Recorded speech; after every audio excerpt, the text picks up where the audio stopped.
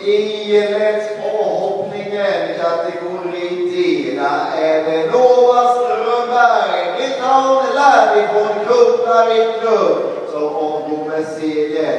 Nåväl, tiden 54-94, ett varm applåd! Skönt att de med sig blågulrosetten om jag resan hem till Kulla. Tvåan blir på Söderstedt på Ruggrad. Bianca säger bör utanför förening. Nåväl, tiden 55-21. Trea, det blir Ellen Gustafsson. Det sitter på ett Practical Joke från Vimmerby Hotel ser utanför förening. Nåväl, tiden 55-72.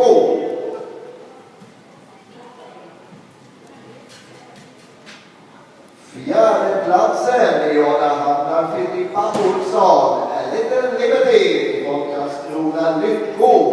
Nåväl, tiden 58-98.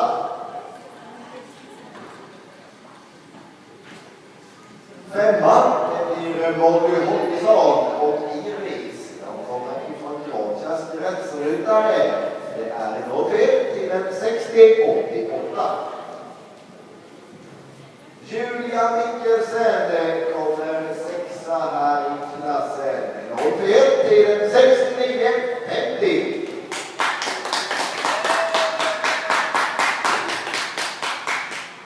Och även i denna klassen har vi ju fått en riktig uppvisning. Vi tackar samtliga deltagare här i klassen för fina insatser.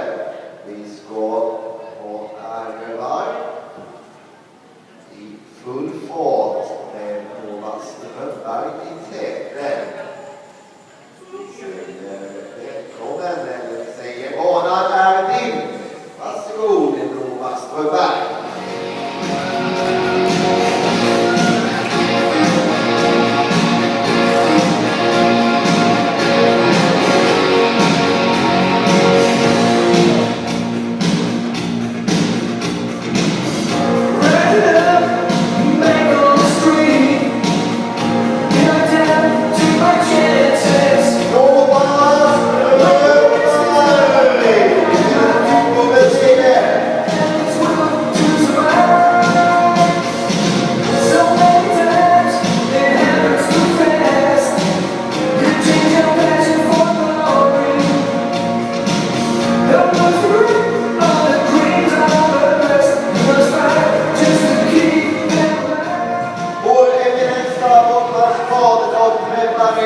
Om banan för dagens sista klass.